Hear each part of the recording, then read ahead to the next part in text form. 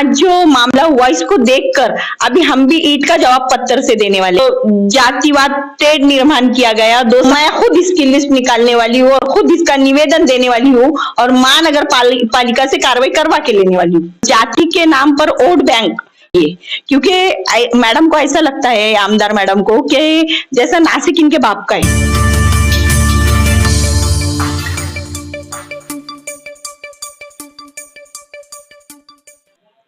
काठे गली में जो सातपीर की जो दरगाह है, वो पिछले 25 सालों से उसके मामला चल रहे हैं। ऐसा कहा जाता है कि वो दरगाह अतिक्रमण पे है या वहां पे आसपास कुछ अतिक्रमण पहले बसाया गया था और कोर्ट ने उसके ऊपर स्टे भी लगाया हुआ है, यहाँ कुछ मामला हो नहीं सकते।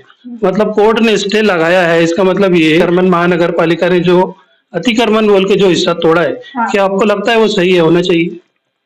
नहीं, अतिक्रमण बोल के जो हिस्सा जो महानगर पालिका ने जो तोड़ा है तो वो उन्होंने लीगल एक्शन लिया है, लेकिन कोर्ट का स्टे होने के बाद हम कोई एक्शन नहीं कर सकते।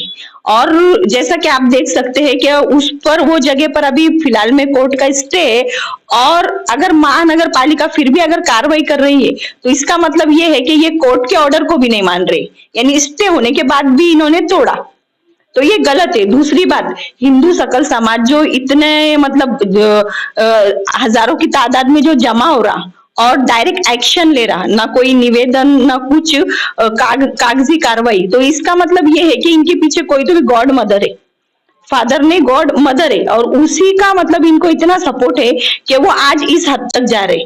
अगर हम भी अगर मंदिरों पर आ जाए तो बहुत सारे जो मंदिर है, अभी मैं आपको नाम गिनाऊं या लिस्ट में निकालूं तो मैं जो एरिया में रहती हूँ डीजीपी नगर, अभी तो मैं बस मेरे एरिया का ही बताऊंगी। डीजीपी नगर में जो गणपति का मंदिर है उसका जो अनअधिकृत जो बांधकाम है वो रास्ते पर पूरा है, जिसकी वजह से वहां पर ट्रैफिक जाम होता है और काफी लोगों के एक्सीडेंट भी वहां पर हुए। अगर इन लोगों को, अगर हिंदू मुसलमान या हम लोग को तो हिंदू मुस्लिम कुछ करना ही नहीं है, मस्जिद मंदिर करना ही नहीं, लेकिन अगर हम कायदे पर आ गए तो फिर हम भी इनके मंदिरों को छोड़ेंगे नहीं। हम नहीं चाहते कि मस्जिद मंदिर हो, लेकिन आज ये लोग मजबूर कर रहे। और दूसरी बात, एक कुछ दिन पहले मतलब जो 5 सालों में हमारे साथ हुआ या 10 सालों से हमारे साथ जो हो रहा है, तो इसको लेते हुए जैसा कि अभी वसंत भाऊगी थे, इनका भी अनधिकृत बांधकाम बोलकर इनका जो ऑफिस तोड़ा गया और ये तोड़ने का जो मामला जो सिलसिला जो जारी हुआ है, तो मुझे लगता है कि ये 5 साल कुछ रुकने वाला नहीं, क्योंकि मैडम को ऐसा लगता है, आमदार मैडम को, कि जैसा नासिक इनके बाप का है, ये चुनकर नहीं आप आए। प्रोफेसर देवयानी फरांदे की बात कर? हाँ, मैडम की ही बात मैं कर रही हूँ कि ये हमेशा से ये मतलब जो लोगों में टेढ़ निर्माण करना, यानी हिंदू मुसलमान जाति के नाम पर वोट बैंक जो इन्होंने हर बार से जो कर रहे हैं और अब भी इन्होंने वही शुरू किया है। आपको ये लगता है कि पूरा जिम्मेदार, ये इस मामले का पूरा जिम्मेदार आप विधायक फरांदे मैडम को?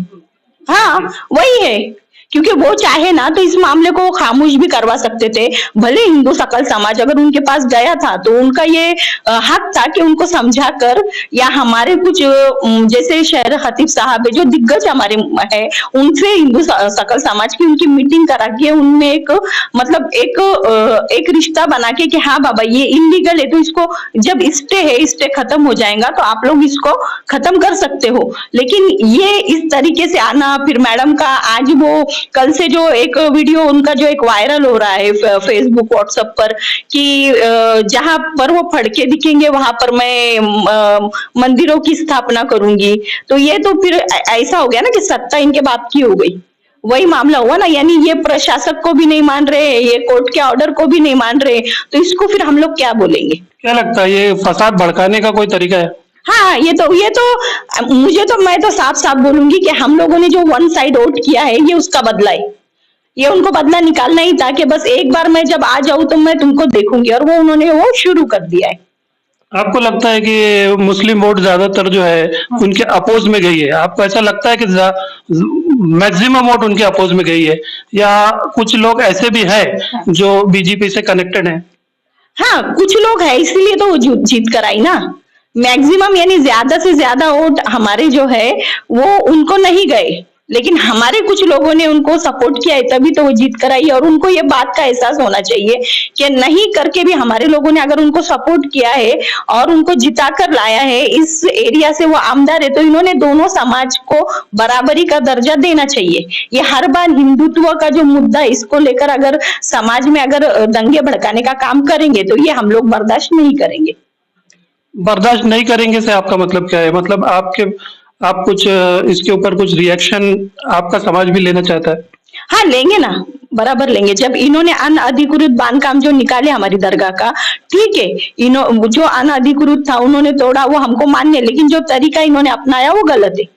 इन्होंने कोर्ट के ऑर्डर को नहीं माना, स्टे को नहीं माना, और तो हम लोग भी इनके मंदिरों का निकालेंगे। हमको मस्जिद मंदिर नहीं करना है, लेकिन मंदिरों के भी जो अनअधिकृत आगे के जो बांधकाम है, हम भी लीगली कार्रवाई करेंगे। हम नहीं रुकेंगे। महानगर पालिका ने पहले दरगाह कमेटी को या ट्रस्ट को ऐसे कोई नोटिस दिया ताकि जो भी अतिक्रमण है वो कुछ दिनों में तोड़ा जाए?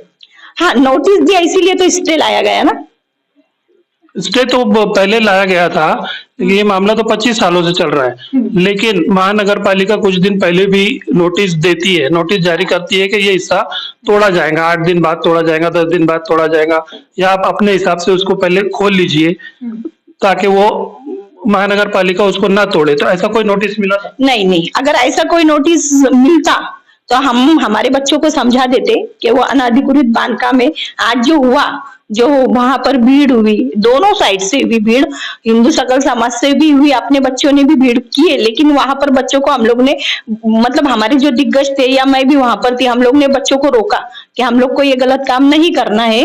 और अगर पहले से, मैं आपको पहले भी क्या बताई कि अगर मैडम इस मामले को अगर खामोशी से सुलझा देती या दोनों समाज को साथ में बिठाकर, बाबा ये अनधिकृत बांधकाम है, इसको इतने इतने दिन में आप खत्म करो, तो हम लोग ही खुद खत्म कर देते ना।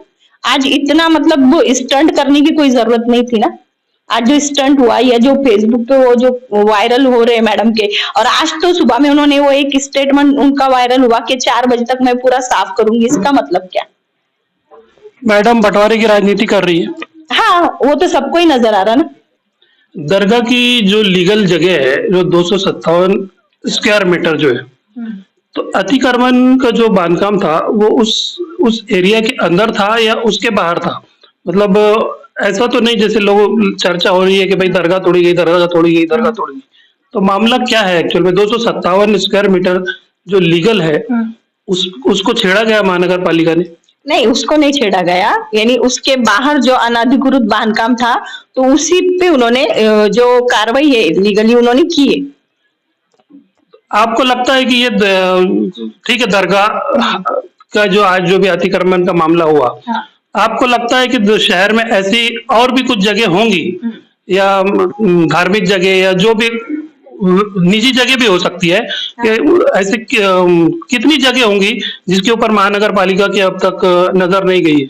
ये कार्रवाई भी होनी चाहिए या नहीं? अभी देखो, ऐसा देखा जाए तो अभी बेहिसाब जगह जो है जहां पर व्यायामशाला के सामने धार्मिक स्थल बनाए गए हुए हैं, और ये बहुत ही इलीगल काम है।